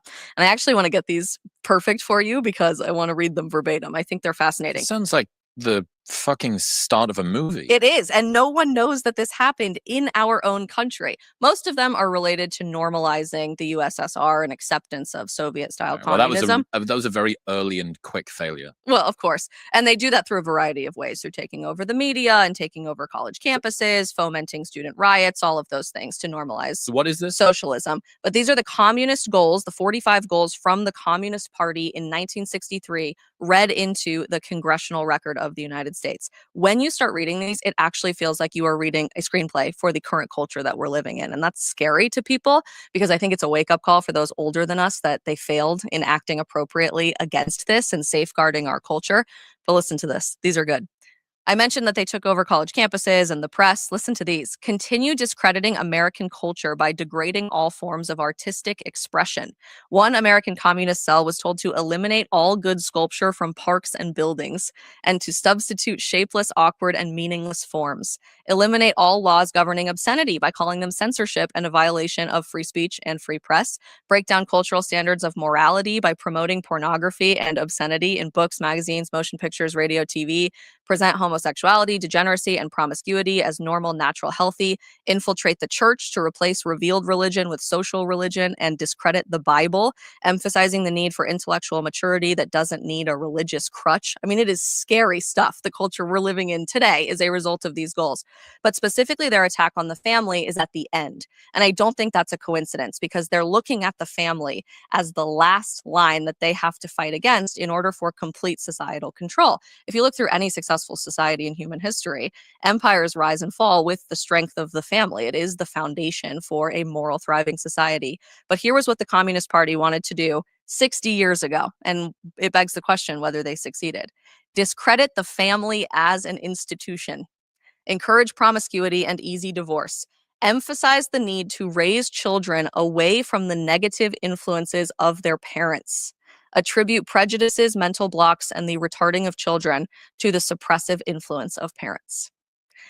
That is where we arrived here because there were sinister people at play, not just a particular political party, the American Communist Party, but those they were impacting, the school system, Hollywood, American politics at large, the larger conversation surrounding media all over Western civilization that shaped the political landscape for the last 60 years to arrive here, where it is beneath you as a young woman to give birth because that's so degrading and disgusting. And why would you want to put your body through that? It is beneath you as a young man or young woman presented from both sides to get married to someone because marriage is a scam and a trap and it's going to take all of your money and remove your independence from your life. And instead, we're just encouraged to operate in this concept of what I often call malignant narcissism, like the most extreme radical selfishness you ever could possibly embrace because that's considered empowered or feminist somehow. It's exactly what's going on, by the way. If you don't know, the schools, the culture, the this new generation don't want to have kids. They think abortion is the way to go, and I'm not getting on an abortion kick. That's not where I'm going. But all these different things that they're doing right now is about I thought I lost my sound for a second there. Is about taking down the culture of America's society at large by brainwashing our kids to think that you shouldn't be married or you shouldn't have kids or all these different things that are because like I've had conversations with a lot of younger generation and they just don't want they barely want to have a job, let alone they feel like it's a hassle to have to go to work. I know a couple people that they're probably one's 40 and the other one's like 35 and they're both in college still. They're like lifers in college. They just keep going to get more degrees.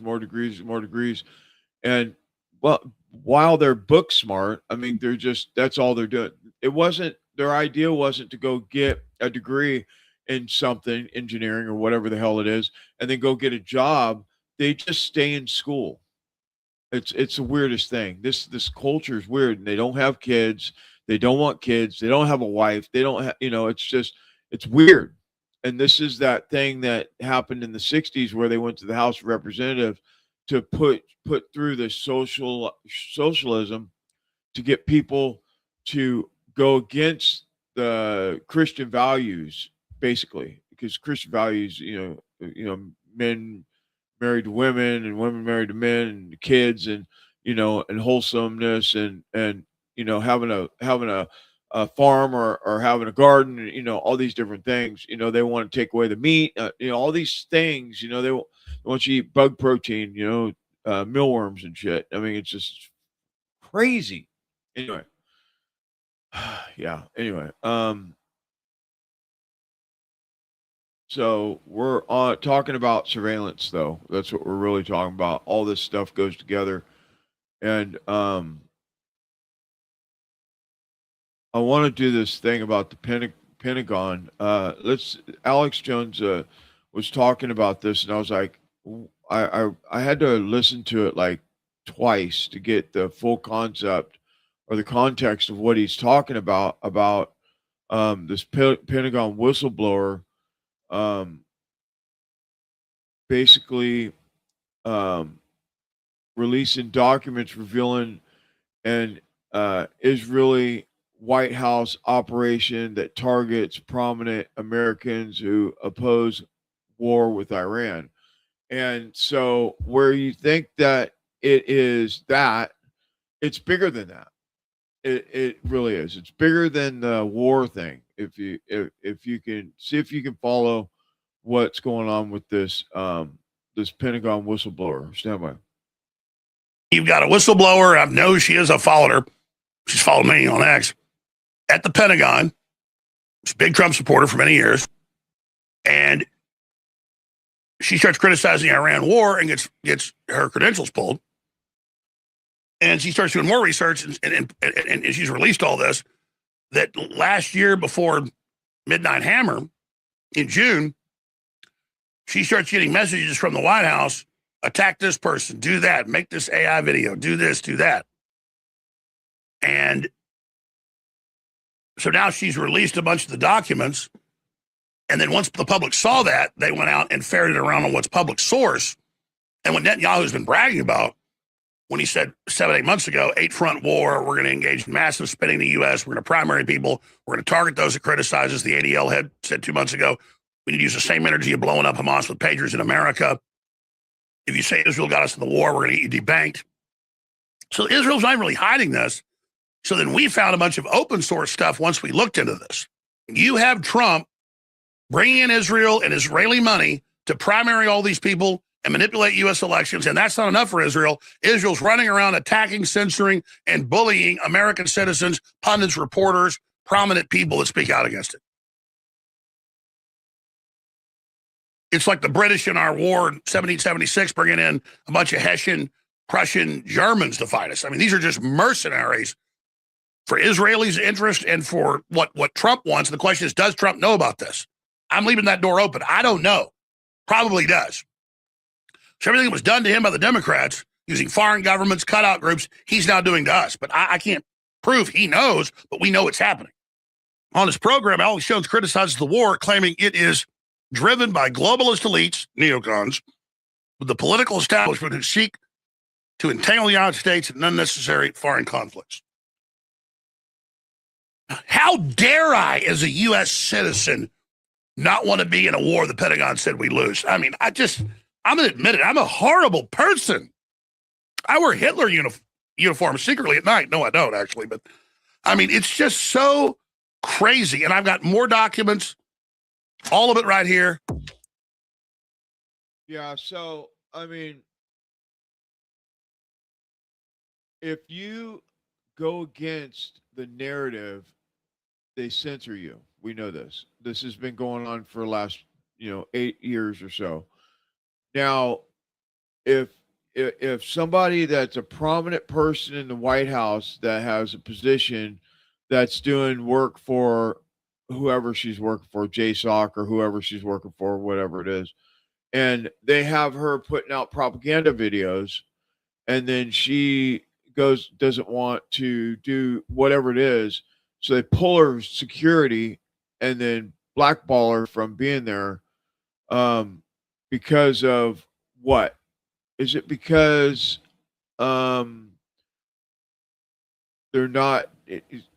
she's not doing the bidding for Israel or the bidding for the United States? That's the question for me. And I was like, doesn't make complete sense to me how a U.S. citizen working in the White House that doesn't want to support the Iran war with Israel or whatever gets blackballed. It seems like there's something there that is like I don't know if against the law. It seems treasonous to me, but what do I know? I don't know shit apparently. But so do you know about the we're talking about all this stuff going together because it all goes together. The Iran war, I've said this a lot. The Iran war, the surveillance, the censorship, the data centers, all of it, all this stuff is all connected. Okay, these are just different tentacles of this. Now, do you know about the flock system? Check this out. As a nation, we seem to be sleepwalking right into this. And on your timeline, you show the flock cameras that are going to be modified for human voice recognition, drones that will read license plates from 800 feet altitude, all kinds of RFID checking systems, biometric systems. Once we end up in food shortages in North America, which could happen later this year, then you could have food rationing that's powered by biometrics, right? You have to scan your thumbprint at the grocery store to buy food. This is basically all the worst parts of every Philip K. Dick novel you've ever read combined. That's where this is going. That is where it's going. I mean, and to the point, there's some people that will say, well, use cash. But as an example, if you go to Walmart and you pay with cash, I talked to somebody the other day who bought something from Walmart with cash, and then they got out to their car and they got an email receipt because of all of the cameras and all of the information that they're already collecting. And you may have noticed they're already starting to move towards digital price tags because of inflation and the way that the dollar continues to lose its value. I've been just continuing to study technocracy, and I have been flabbergasted. The Technocracy Atlas, when you run these reports for your state, you're going to be shocked. I did a podcast about the state of Ohio. And, this is a state where there's already a full database. In fact, a company called Clearview AI, which Peter Thiel backed. This is in a lot of states where they already have your driver's license picture and information in a database that they can pull up. They're already implementing drones. They're implementing a snitch-based system where you actually get rewarded for using a mobile app and reporting on your fellow citizens in the state of Ohio. They have flock cameras. And this is a place in Ohio, just to give you an example, talking about Epstein, one of his big backers is a guy named Les Wexner. And Les Wexner literally created a corporate town in Ohio, bought up a bunch of farmland called New Albany. For a while, Jeffrey Epstein was the co-president of this, corporate town. It is the main corridor for AI data centers in Ohio. So in researching this, I mean, I could do a podcast, every week on a different country in a different state. No state is immune. What you notice and what you see from the map that I put together is technocracy is growing everywhere. But I mean, we're in situations now. We're in even states in the U.S. that are almost complete surveillance states today in the future. Yeah, clearly that's where all of this is headed. Now, you mentioned data centers, and of course, these hyperscale data centers are of increasing concern to the American people. What's astonishing to me, a couple of things, I'd love your reaction. Some of these data centers are being approved under some kind of military designation, like this Stratos hyperscale center in Utah, which is insane that it's going to power 9 gigawatts of compute. I mean, 9 gigawatts. What are they doing with all that compute power? You can answer that coming up. But also then in other states, I think this is happening in Georgia or maybe parts of Virginia, where there's eminent domain being declared to take people's private homes and to bulldoze their homes and their farms and their land to make room for a data center for a corporation. Since when did a corporation have the power to wield eminent domain to take people's homes? Seems like that they must have the Pentagon involved or something. What's going on? Well, I mean, they do have the Pentagon involved. There's something. So I have this argument often. I'm in New Hampshire, and there are a lot of libertarians that are saying, why are you against, data centers? Aren't you for free markets? Aren't you for technology? And then you need to look at the bills. You need to look at the White House policy document on AI. And then there's a bill that was put forward by Marsha Blackburn in the United States Senate. And here's what combined these two documents are trying to do. They will give control to the Department of Energy over whether or not an AI model can even be released. So the DOE, yes, the DOE will have for AI models at a certain level of sophistication, DOE will have the go, no go decision on this. That's point number one.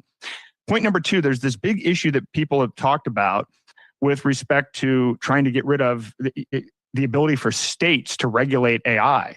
Well, under this bill, the Secretary of Commerce will be given basically the power to snipe state law, and will be given a kind of a window to go in and just kind of surgically shut down these state laws regulating AI. The Secretary of Commerce is Howard Lutnick, and we could talk about that for a long. Right. It gives the FTC control over political bias. So your AI has to go through some kind of an FTC process to determine whether it's politically biased or not. And then Lindsey Graham added a nice little piece to this bill, which strips out Section 230, which is what gives technology platforms the ability to allow free speech by not having legal liability for what users post on the platform. Well, this gets stripped out of these AI models, and developers of AI systems can be held personally liable. So this is Lindsey Graham's addition to this. So when somebody says to me, oh, you don't like these AI models, well, what kind of AI model is this? This is a complete centralized model that the federal government has control over all steps of the way. And then if it's not bad enough, this federal intrusion, most of these data centers are built using tax subsidies at the state level. So it's basically taxpayers funding the control grid. That's effectively what's going on with these data centers. Right videos. And that is exactly what I was saying, is it's the taxpayers funding your own demise, your own surveillance. It's fucking crazy. Now, if you remember what I said that it's all connected. And this is, I want to bring this full circle for you. So Tulsi Gabbard, earlier this year, whenever it was a little while back, she went on the Sean Ryan show, and she was talking about how when you go to DC, how easy it is to get sucked into their bullshit, right? And get, become part of the system. And so I believe, this is just my understanding of it, or my what's the word, hypothesis, is that all this goes together. Now, you got the Lindsey Grahams and the Donald Trumps and the Blackburns and the all these different senators and House members, and they all say all this great stuff about how they're not gonna pass this bill because this bill is la la la la la, and then they pass the bill, right? Or or I'm gonna go in there and I'm not gonna budge, and then next thing you know, the bill passes, and they move on to the next thing. Or or they're up there on the podium and they're arguing with each other about some policy or whatever it is, or some quick media hit, right, on the internet, and then later on they're at the party together, and they're they're drinking together and hanging out, and and this is the thing that she's talking about, is how it's very easy to get sucked into the corruption or the get in the groove of what they do in DC. Check it out. It is very easy for people to get sucked into the swamp in Washington. How does it happen? Let me tell you how this place works. Red carpets are rolled out, special access, VIP treatment, fancy parties, people kissing your ass. every freaking day. People only treat you special because they want something. And the moment you leave, you don't exist. Man, you've been in there for 6 months and you're already sucked into the establishment. Yeah. How does it happen? Well, I can tell you how it didn't happen to me. Please share. 'Cause, well, first of all, when you have people who go in, some of them may think, well, if I just play the game, then I'll get to a place where I can actually make a difference. And that just continues and continues and continues on until, they become someone who is unrecognizable and their priorities shift. It is very easy for people to get sucked into the swamp in Washington. And if people, and maybe this is not what they were looking for when they ran for office, but immediately you are treated like you are something special. Red carpets are rolled out, special access, VIP treatment, fancy parties, people kissing your ass every freaking day. And if you are not firmly rooted in your purpose, that higher purpose of service to our country and to your constituents, to the American people, I have seen how quickly people fall for that hype. And it's crazy because it's all fake. Yeah. People only treat you special because they want something. And the moment you leave, you don't exist. They don't care about you. And this is, I'm grateful that I knew why I was running for Congress. I mean, in a nutshell, it was those experiences that I had during my deployments, and my eyes were opened in a way that I couldn't pretend, that those lessons that I had learned, experiencing the cost of war, seeing the war profiteering up close and personal.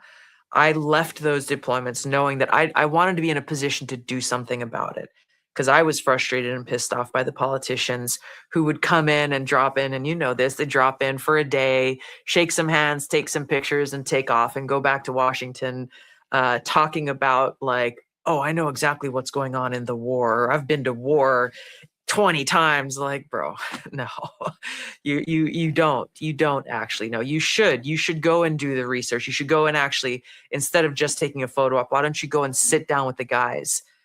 Not just the stars. Yep, you can listen to them too, but go and actually sit down with the guys in at Chow. Yeah. And ask them what's really going on. Actually listen to what's really going on. Don't think that you already know. I came out of that knowing I wanted to be in a position to make those decisions about our country's foreign policy, about war and peace and the well-being of our brothers and sisters in uniform, both while they're in uniform and after they lay it down. I didn't know exactly where I wanted to be, like what, where in the government or what position. I looked at a lot of different things, but ultimately that's what drove me to run for Congress. And I still carry that sense of responsibility and that sense of purpose with me today. It was never about, I had zero interest in chasing a political title or a specific office or a job. It's about where and how can I make the most positive impact in service to our country. And so when I was elected to Congress, I was frankly shocked by all of this stuff being thrown at me. It was the Democratic Party, and they're like, I wasn't even sworn into office yet. I went to the Democratic convention. Nancy Pelosi invited me to speak during prime time about veterans. Said, yeah, of course, I'll take that opportunity. And I went there, and there was like people on CNN saying, "Oh, look at her. She's a rising star of the Democratic Party. I wonder what famous actor is going to play her in a movie," and like all this stuff. And it was so surreal for me because I just, I had no idea what to expect. I certainly wasn't looking for any of this, and quite frankly, it made me uncomfortable. I had been sworn in for maybe 2-3 weeks when I got the call saying, "Do you want to be vice chair of the DNC?" Like, what is a vice chair of the DNC? Like, what is the vice chair exactly. of the DNC? It sounds important. It does. Yeah, so it goes on, but that's good enough. That's the point. The point is they roll out the red carpet for you, get you all sucked into their bullshit, and if you fight, then they take you to the cocktail parties and they get you going, and they get you, if they find out what your vices are, they take advantage of your vices, and next thing you know, you're compromised, and then that's it. You're done. And that's what we have. We have a lot of that going on in the House of Representatives and the Senate for sure. I mean, it just is. Yeah, we're going to carry on with this tomorrow. I'm going to end with that segment right there. And then tomorrow we're going to finish with the rest of it. It's late, and I appreciate you being here. God bless you all. Please subscribe to the channel. Go check out the description and go to My Patriot Supply and buy some restorable food or a generator or whatever you need. Make sure that you're prepared for whatever the hell they're going to do next. That's for sure. And I'll be back at 9 p.m. tomorrow night, California time. So midnight Eastern, I guess it would be. But my show on Saturday nights is at 9 p.m. Pacific Standard Time. God bless you all. Thank you for being here. Please subscribe to the channel, share this information everywhere, and clip the videos and use them. Full open source. You don't have to ask for my permission. All I ask is if you use something, you just tag me in it. That'd be great so people can find me. I'll see you tomorrow. God bless you all, and be safe out there. Good night.